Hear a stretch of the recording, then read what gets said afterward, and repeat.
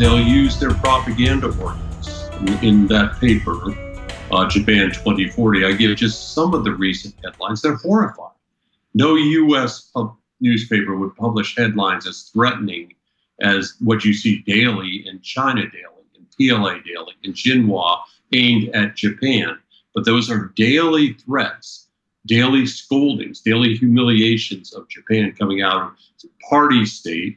Chinese Communist Party is the state in China, in the People's Republic of China. So what you see coming out on a daily basis through their propaganda organs is intense psychological warfare, intense media warfare against Japan. Now, you might say, as some do, who I've talked to in State Department, well, no one really reads that. Yes, they do.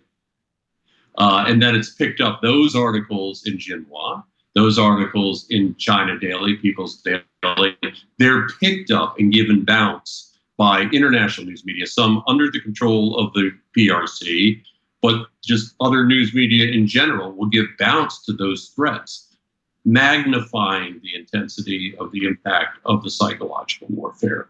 Does that alone win the day? No, but it's all part of a widespread, again, what I call a combined arms attack that over time corrodes confidence, corrodes the ability, the will of a people to resist. Again, the threat of nuclear attack. Recently, we're going to drop atomic bombs on Japan, bomb after bomb, until Japan, quote, surrenders again. These threats are terrifying to a nation that has been nuked. If the people of Japan, to hear that, it's okay, just give China what they want. Okay, that way we won't get nuked again. So yeah, these propaganda organs, this media warfare, the strategic psychological warfare, does have an impact over time. So again, this is just some examples of the military, how the military intimidation ties into the part of their three warfares, the strategic psychological operations, and then their media warfare. It's all tied together. Elite capture, you can talk about that if you want. A lot, just like in the United States, the PRC has been pretty successful co-opting, bribing, coercing, enticing with honey traps, sexual enticement, elected officials, business leaders, using blackmail, bribery, coercion, persuasion, all the same tools that they've been so successful co-opting a good number of America's elites. They've used pretty successfully over the years in Japan. And Japan has fewer laws against that. It has fewer internal defenses that help them fight against that kind of invasive subversion from the PRC. Again, elite capture and goes into the political parties. The LDP, the Liberal Democratic Party, is the overwhelmingly dominant party in Japan right now, but it has a pro-Beijing, a pro-CCP faction in it. The Democratic Party of Japan, which ruled from 2009 to 2012 and got into trouble and is no longer in power, in part because it was so obsequious to China, it didn't stand up very well to them. Again, they have a very pro-CCP faction in it. So it's insidious, the infiltration within Japan's elites, the media as well. There's there on Okinawa, which is a key political warfare battleground. Many of in fact, all the major news media there have either informal or informal relationships with the Xinhua and with other PRC propaganda organs. Imagine that, signing agreements with a totalitarian state propaganda organs. And you're from a democratic country that they want to overthrow. But that's the nature of the Okinawa news media. So you mentioned Okinawa. What is the Chinese regime doing with respect to Okinawa? Because I know you'd written about this.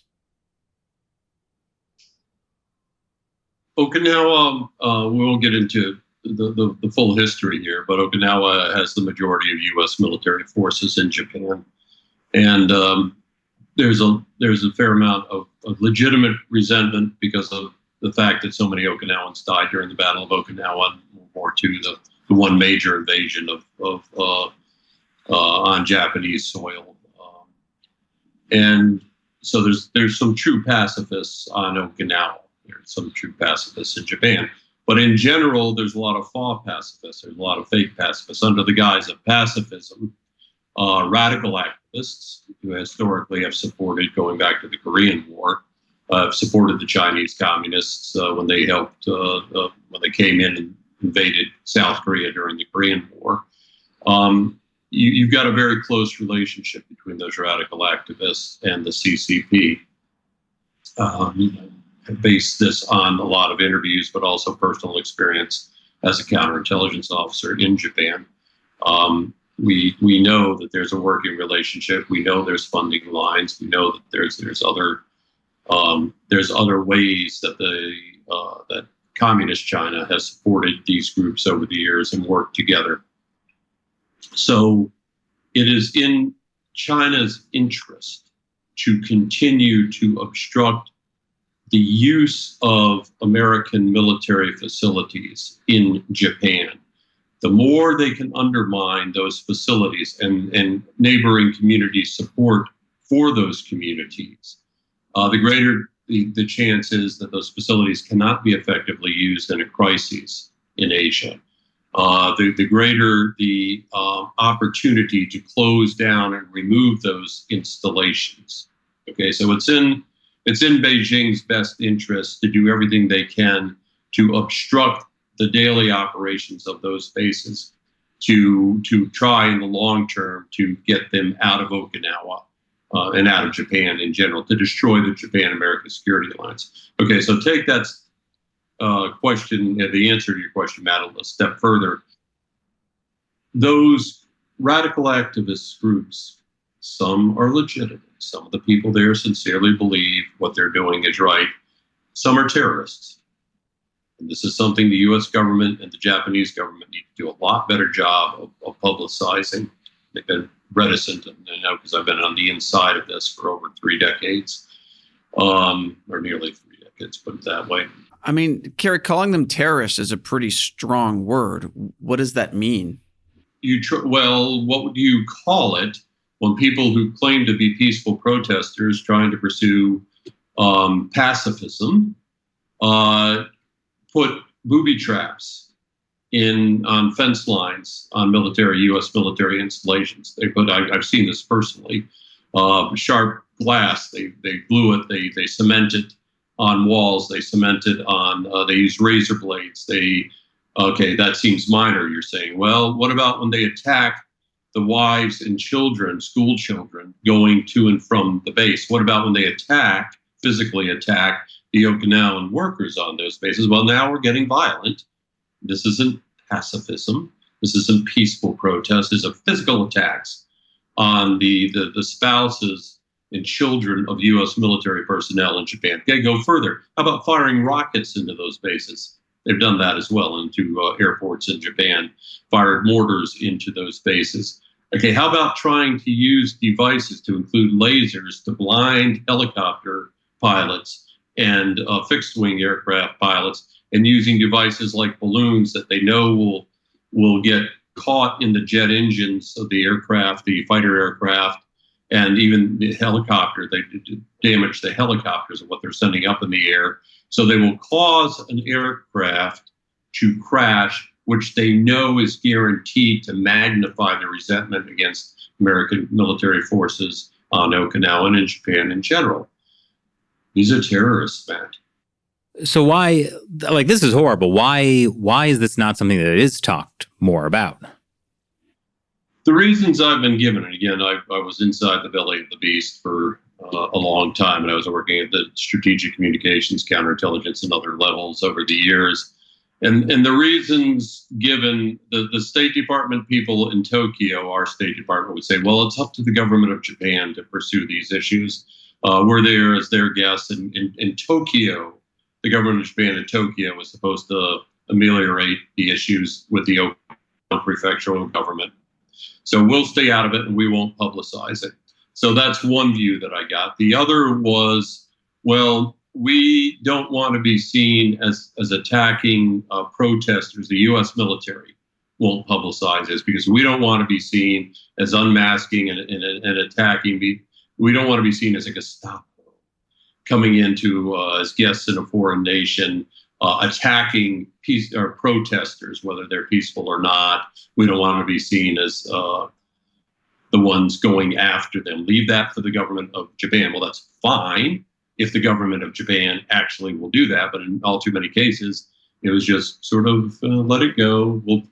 We'll talk to them, but very rarely has there been criminal action taken against some of these people, and it's not hard to see them at nighttime coming up and booby trapping the fence line, putting anti-American signs up. And it's a simple example, but this is a daily thing that can damage our sons and daughters, our young 18, 19, 20-year-old airmen, Marines, soldiers, sailors that have to go out there every day and take off these anti-American signs. And then when they go out there, they slice their hands on rusty razor blades and on shards of glass that are adhered to the fence line. And, around the fence line, there's the equivalent of almost punji sticks that they have to step on to go out and just keep their base looking halfway decent on a daily basis. All this has happened in the past.